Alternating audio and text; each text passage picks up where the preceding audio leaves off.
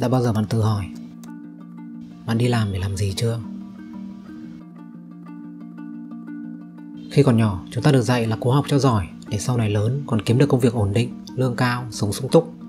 Hay nói cách khác, chúng ta được dạy đi làm là để kiếm tiền, làm việc là để kiếm tiền để tự nuôi sống bản thân, gia đình. Nhưng đấy có thực sự là lý do mà chúng ta đang làm việc hay không? Khi đi làm, nhiều người chỉ mong đến lúc hết giờ, trong tuần thì chỉ mong đến cuối tuần. Ghét thứ hai, mong ngóng những lúc được nghỉ ngơi, được ngủ đủ giấc, chuyến đi chơi, đi du lịch. Vậy có phải chúng ta ghét làm việc, chỉ thích nghỉ ngơi vui chơi? Trong bài viết Một Thế Giới Không Có Việc Làm trên The Atlantic, tác giả Derek Thompson có một câu thế này: sự mâu thuẫn của lao động đó là nhiều người rất ghét công việc của mình, nhưng lại càng khốn khổ hơn khi không có gì để làm. Sau kỳ nghỉ Tết Covid thì mình nghĩ là mình cũng không cần nói gì thêm về cái vấn đề này nữa. Không phải nghiêm nhiên bằng nhiều người không muốn nghỉ hưu, vẫn tiếp tục làm việc dù không phải vì lý do kinh tế. Vậy vì sao chúng ta làm việc? Trong cuốn Why We Work, tác giả nhà tâm lý học Barry Schwartz chia cách chúng ta nhìn nhận công việc của mình ra làm 3 loại. 1. Bạn coi công việc là công việc, đơn giản là một cách để kiếm tiền, check in, làm những gì để yêu cầu và nhận tiền. 2. Bạn coi công việc là sự nghiệp, khi bạn nhìn thấy trong đó cơ hội để phát triển, để thăng tiến, và nó cho bạn động lực để cố gắng. 3. Bạn coi công việc là tiếng gọi của trái tim, khi bạn biết công việc của mình đã tạo ra sự thay đổi, tạo ra giá trị tích cực cho cuộc sống của người khác. Nó khiến bạn thấy hạnh phúc bởi vì bạn biết là mình đang làm điều đúng. Nhiều người nghĩ rằng động lực làm việc của con người là tiền, nhưng những nghiên cứu khoa học lại cho thấy điều ngược lại. Treo thưởng phát huy hiệu quả đối với những công việc mà cách thức thực hiện đã rõ ngay trước mắt. Nhưng với những công việc cần sự động não thì nó lại phản tác dụng. Nó làm hạn chế khả năng suy nghĩ và sáng tạo của con người. Vậy nếu lương thưởng không phải thì động lực khiến chúng ta làm việc là cái gì? Trong bài nói trên TED về động lực làm việc của con người, Dan Pink, tác giả của 4 cuốn sách bestseller trên New York Times, đã chỉ ra tầm quan trọng của động lực đến từ bên trong hơn là từ bên ngoài. Ông đưa ra 3 yếu tố. Thứ nhất, đây là khát khao được làm chủ cuộc sống của chính mình thay vì phải nghe lời người khác. Khát khao được trở nên giỏi hơn, tốt hơn ở một thứ gì đó có ý nghĩa.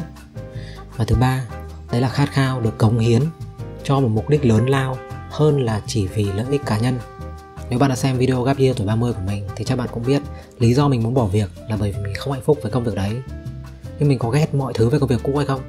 Không hề. Phải nói luôn là mình đi làm trước tiên là vì mình cần tiền để tự nuôi sống bản thân. Nhưng trong thời gian đi làm thì tiền lại không phải động lực để mình làm việc.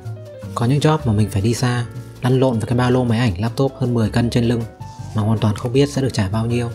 Nhưng mình cũng chẳng quan tâm, vì tất cả những gì mình quan tâm lúc đấy chỉ là mình muốn tạo ra những sản phẩm chất lượng. Mình muốn chụp được những bức ảnh đẹp hơn những ảnh mà mình đã từng chụp. Mình muốn bên mình là bên lên bài nhanh nhất, sớm nhất, có ảnh đẹp nhất so với những trang tin khác. Mình muốn cảm thấy mình cũng là một phần quan trọng trong công ty. Và không chỉ mình biết rất nhiều đồng nghiệp ở công ty cũ, rồi những công ty đối thủ cũng như vậy. Những lúc họ chẳng quan tâm đến nhận bút sẽ được bao nhiêu, họ sẵn sàng ứng tiền túi, lăn xả hết mình. Tất cả vì sản phẩm, vì công ty, mọi thứ khác tính sau. Hồi nghe bài nói của Dan Pink trên TED có một câu mà mình nhớ nhất. Đấy là dẹp chuyện tiền bạc qua một bên.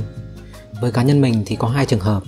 Hoặc là người ta trả cho mình một số tiền mà mình cảm thấy hoàn toàn xứng đáng, hài lòng, để mình không phải lăn tăn bức bối khi làm việc.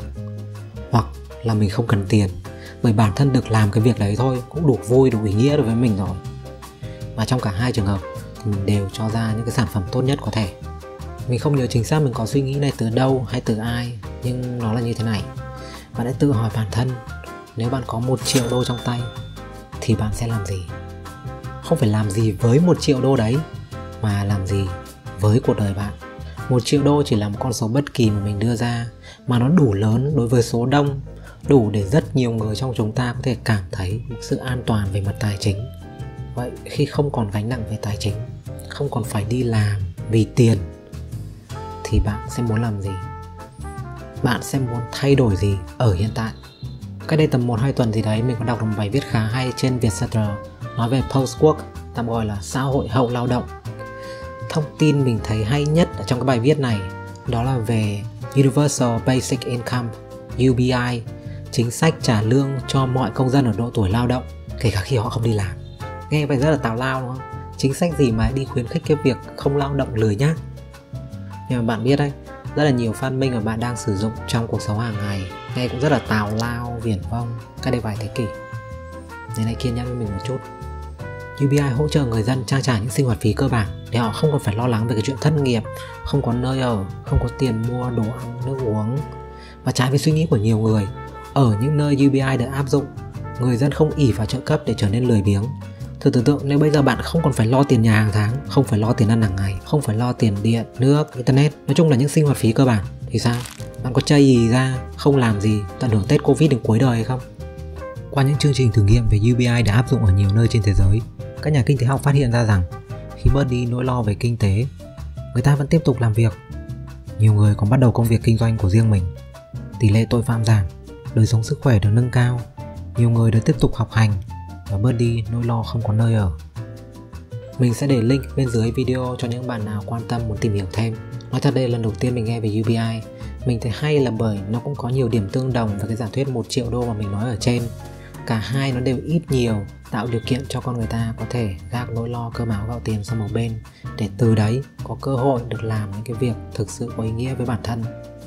Không nói dối làm gì, hồi đầu khi nghĩ đến việc làm YouTube, mình có nghĩ đến tiền chứ.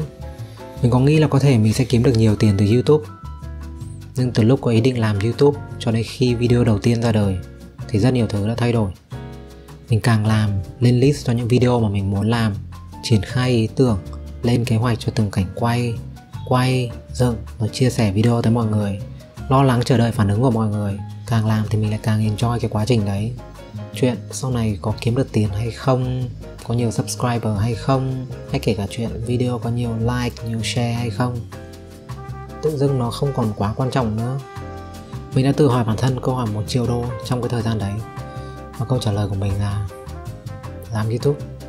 Vì thực ra mình luôn thích làm video, thích trước cả khi mình thích chụp ảnh luôn. Và mình cũng thấy vui khi được chia sẻ các thứ đến mọi người.